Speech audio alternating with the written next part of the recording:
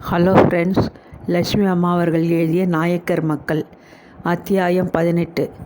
கீழ்வானம் வெளுத்து பொழுது வேகமாக விடிந்து கொண்டு வருவதை கண்ணுற்ற பாலசுந்தரத்திற்கு அப்பொழுதுதான் தம்முடைய தோற்றத்தை பற்றிய நினைவு ஏற்பட்டது.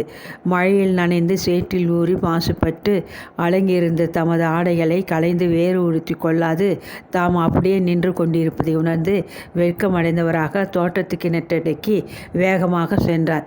குளிர்ந்த நீரை இழுத்து தலையில் கொட்டி கொண்டு அவசரமாக ஸ்நானத்தை முடித்துவிட்டு உள்ளே வந்தார். வேற்றுடை மாற்றிக்கொண்டு மாடி அறைக்கு சென்ற அவர் ரேவதி கட்டிலின் மீது படுத்து கொண்டு முகத்தை படுக்கையில் புதைத்தவாறு இன்னமும் விம்மி அழுது கொண்டிருப்பதை கண்டார். சந்தேகத்தினாலும் கோபத்தினாலும் கொதித்து போயிருந்த அவரது மூளை குளிர்ந்த நீரில் ஸ்நானம் செய்த பிறகு மிகவும் தெளிந்து விட்டிருந்தது. ஆத்திரக்காரனுக்கு புத்திமட்டு என்ற பழமொழி தம் வரைக்கும் எவ்வளவு தூரம் உண்மையாகிவிட்டது என்று எண்ணமிட்டவராக கட்டிலின் ஓரத்தில் வந்து உட்கார்ந்து கொண்டார். இருதயம் சுக்கலாகிவிடும் போல் ரேவதி வாய்விட்டு விம்மி அழுவதை காண அவருக்கு மனம் சகிக்கவில்லை. ரேவதி மீது சந்தேகம் கொண்டது எவ்வளவு பிசுகான காரியம்! பாவம், அவள் மனதை வீணை புண்ணாக்கி விட்டோமே.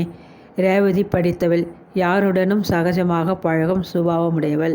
தன்னுடன் கூட படித்த பாஸ்கரனிடம் அவள் சகஜமாக பழகுவதைக் கண்டு யாரோ பொறாமைக்காரர்கள் வேண்டுமென்றே அந்த அனாமதேய கடிதத்தை எழுதிவிட்டிருக்கிறார்கள்.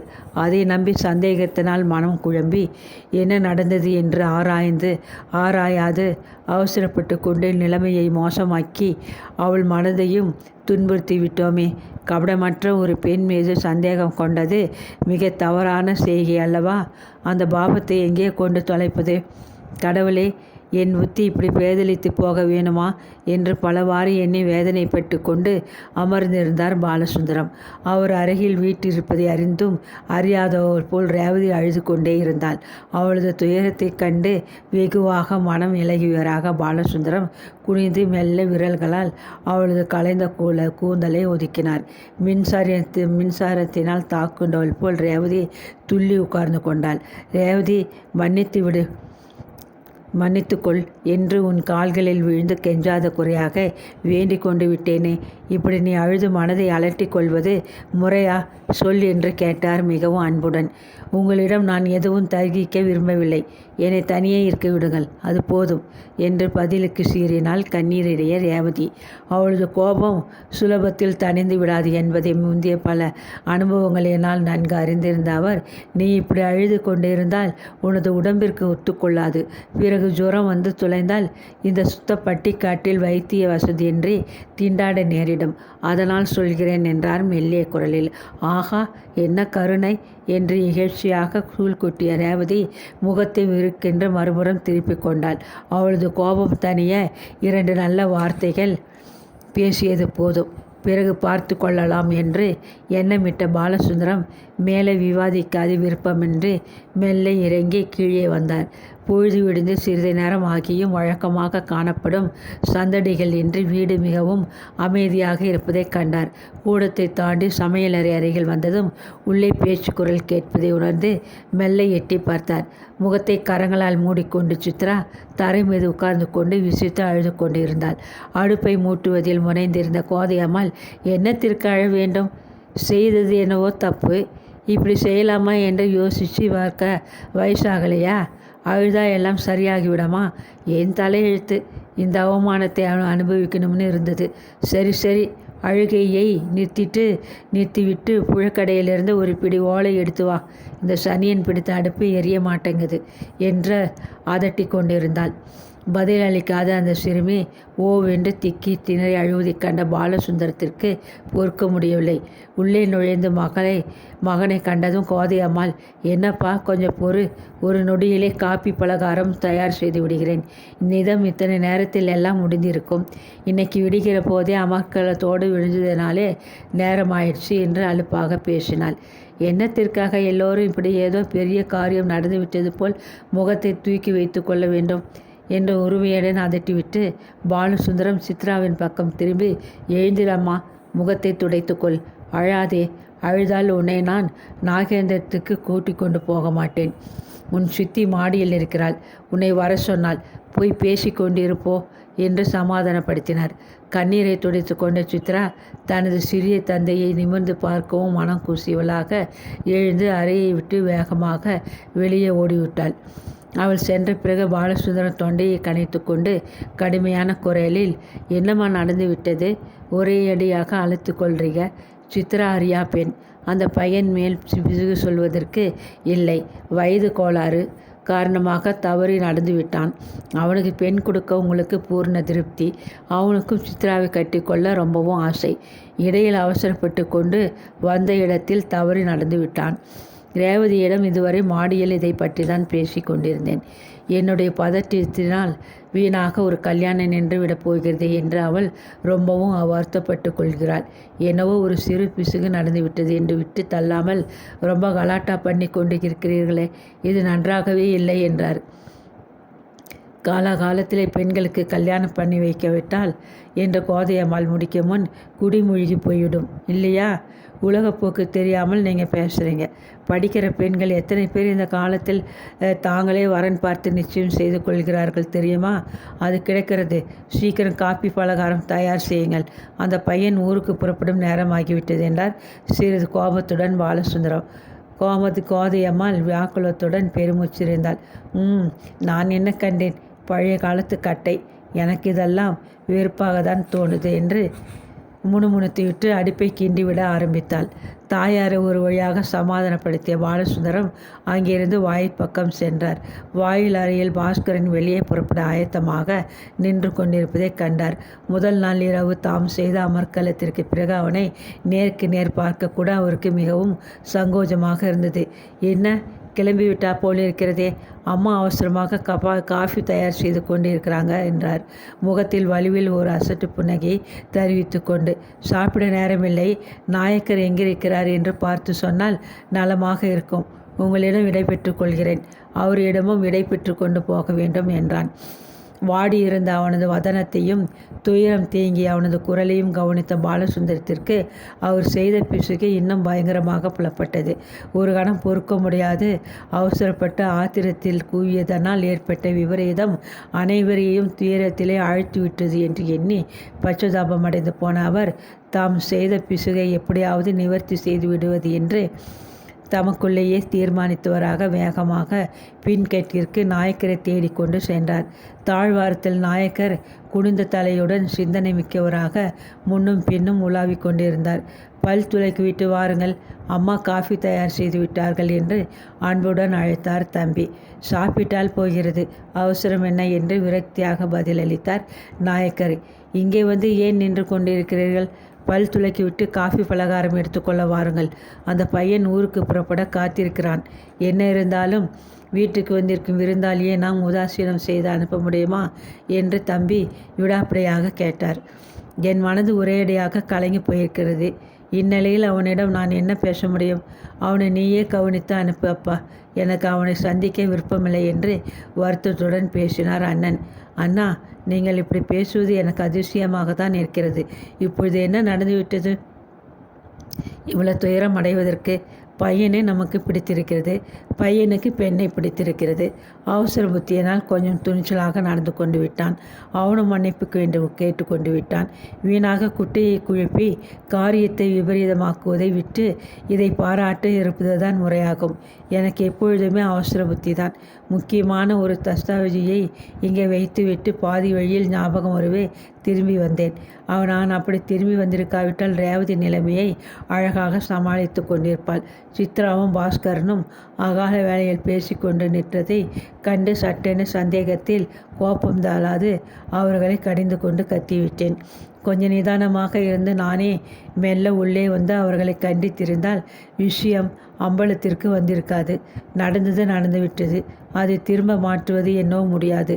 மனதை அலட்டி கொள்ளாமல் ஒன்றுமே நடக்காதது போல் ஒதுக்கி விடுவதுதான் நலமாக இருக்கும் என்று ஒரே மூச்சில் தமது பிசுகை மறைத்து கொண்டு ஒரு பெரும் பொய்யை கூறினார். தம்பியை பார்த்து நாயக்கர் லேசாக புன்னகை புரிந்தார். சித்ரா இப்படி விபரீதமாக நடந்து கொண்டதை என்னால் நம்பவே முடியவில்லையே. அந்த பையனை மிகவும் யோகியன் என்று எண்ணியிருந்தேன். இவ்வளவு துணிந்து தவறான காரியம் செய்கிறவனே யோகியன் என்று என்னை எப்படி நம்ப முடியும் என்றார் வருத்தத்துடன். அண்ணா, மறுபடியும் நான் சொன்னதையே திரும்ப சொல்ல வேண்டியிருக்கிறது. நீங்கள் இப்படி பேசுவதை கேட்க எனக்கே அதிசயமாக இருக்கிறது. காதல் அல்லது அபரிதமாக மோகம் ஏற்பட்டால் இது தப்பு, இது சரி என்பதை பற்றி சிந்தனை செய்ய தோன்றுமா என்றார் தம்பி. அவரது மொழிகள் நாயக்கருக்கு சிறு அதிர்ச்சியை உண்டு பண்ணத்தான் செய்தன. மின்னல் வேகத்தில் அவரது நினைவு பல வருஷங்களுக்கு முன் ஓடி நின்றது. நீல அலைவீசி பறந்து கிடக்கும் கடல் மீது அசைந்து சென்று கொண்டிருந்தது ஒரு கப்பல். அதன் மேல் தளத்திலே பூரண நிலவு ஒளியில் அழுது கொண்டு நின்று கொண்டிருந்த ஒரு சிறு பெண்ணிற்கு தேர்தல் பல கூறிக்கொண்டு நின்றான் ஒரு வாலிபன். அந்த காட்சியை நினைத்ததும் ஏனோ நாயக்கர் முகம் முன்னிலும் அதிக வாட்டம் அடைந்தது. நெஞ்சு ஏதோ ஒருவித உணர்ச்சியினால் படபடவென்று துடித்து கொண்டது. சிறிது நேரம் வாளாயிருந்துவிட்டு, ஆமாம் தம்பி, நீ சொல்வது வாஸ்தவம். வாலிப வயது, ஆசை இரண்டும் ஒத்துக்கொண்டால் யாரும் தவறு செய்வது இயற்கையே. ஆனால் என் மனம் சமாதானமடைய மறுக்கிறதே. வா என்று கூறிவிட்டு முன்னே சென்றார். பாலசுந்தரம் எவ்வளவோ உபசரித்தும் பாஸ்கரன் காலை ஆகாரம் வேண்டாம் என்று மறுத்துவிட்டு விடைபெற்று கொண்டு புறப்பட்டு விட்டான். ஊருக்கு போகும் முன் அவர் நாயக்கரிடம் மீண்டும் தனியே சில வார்த்தைகள் கூற விரும்பினான். தன்னிடம் மிகவும் மரியாதையாகவும் அன்பாகவும் நடந்து கொண்ட நாயக்கர் தன்னை பற்றி தவறாக எண்ணும்படி சந்தர்ப்பம் அமைந்துவிட்டதே என்று அவன் மிகவாக மனம் நொந்து போயிருந்தான். போய் வருகிறேன். எனது செய்கையை மன்னிக்கும்படி மறுபடியும் வேண்டிக் கொள்கிறேன். எனக்கு உங்கள் புத்திரியை திருமணம் செய்து கொள்ள திருப்திதான், பூரண திருப்திதான். சித்ராவிற்கும் என்னை மணந்து கொள்ள ஆட்சேபனை இல்லை என்று தெரிகிறது. தங்கள் பெண்ணை எனக்கு வாழ்க்கை துணைவியாக அளித்து என்னை கௌரவிக்க வேண்டும் என்று மிகவும் கேட்டுக்கொள்கிறேன். அப்பொழுதுதான் தாங்கள் என்னை மன்னித்தீர்கள் என்று நான் கொள்ள முடியும் என்றான் தாழ்த்தழுத்த குரலில். பெண் எடுக்க வந்த இடத்தில் ஏற்பட்ட அவமானம் அவனுக்கு தான் தாழ முடியாத துக்கமாக இருந்தது. பிராப்தப்படி நடக்கும். இது சமயம் நான் எதுவும் சொல்வதற்கில்லை என்றார் நாயக்கர் பதிலுக்கு. அவரது அசட்டையான பதில் பாஸ்கரன் மனதை மிகவும் உறுத்தியதும் அவன் அதை பொருட்படுத்தாது, போய் வருகிறேன். நாகேந்திரம் சென்றதும் கடிதம் போடுகிறேன். தங்களுடைய தீர்மானத்தை தெரிந்து கொள்ள மிகவும் ஆவலாக இருப்பேன் என்று கூறிவிட்டு கை குவித்து வணங்கிவிட்டு விடை பெற்று கொண்டான். அது சமயம் ஸ்டேஷனிலிருந்து வண்டியோட்டி முத்துசாமி சாமான்களுடன் திரும்பி வாயிலில் வண்டியை கொண்டு வந்து நிறுத்தினான்.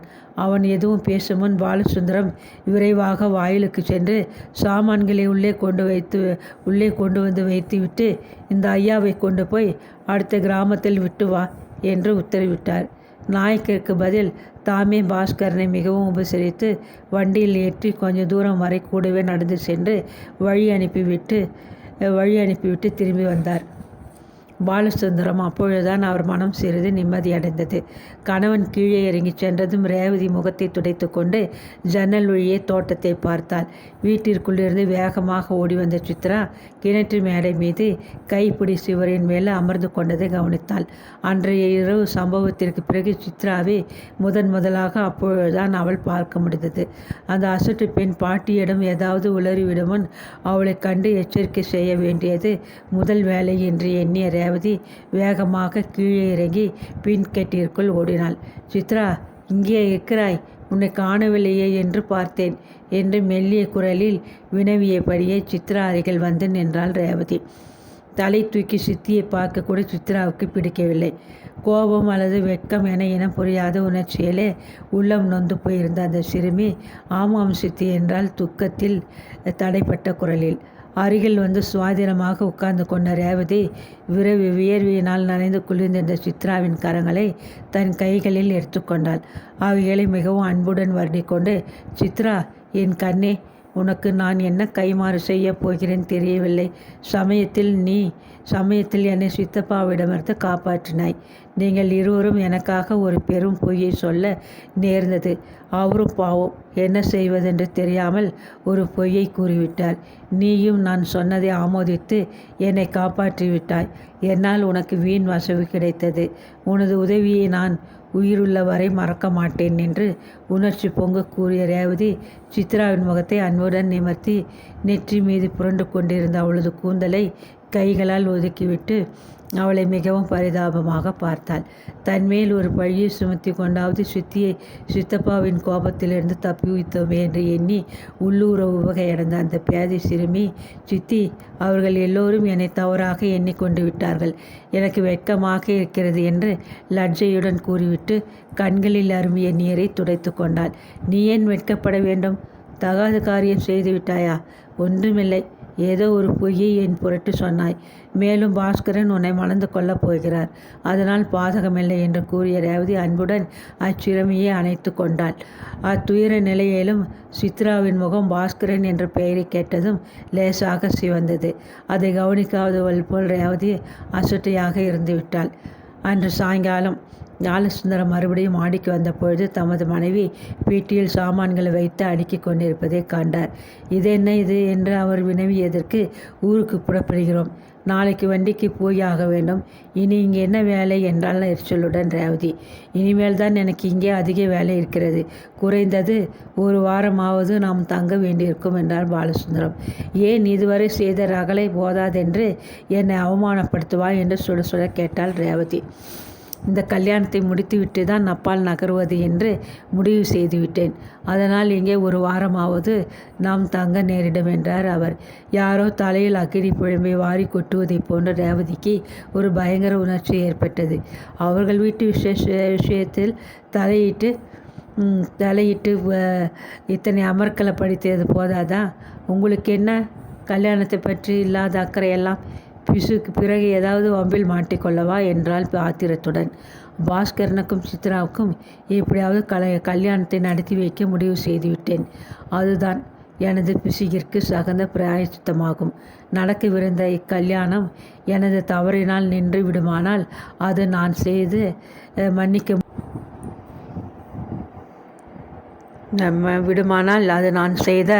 மன்னிக்க முடியாத குற்றமாகும். ஆகவே கல்யாணத்தை நிச்சயப்படுத்தும் வரை நாம் இங்கிருந்து போக முடியாது என்றார். கணவனது வார்த்தையை கேட்ட ரேவதியின் உள்ளத்தில் பொறாமை கொழுந்து வெட்டி எறிந்தது. அப்படியா என்று அவள் வஞ்சகமாக மெல்ல சிரித்தாள்.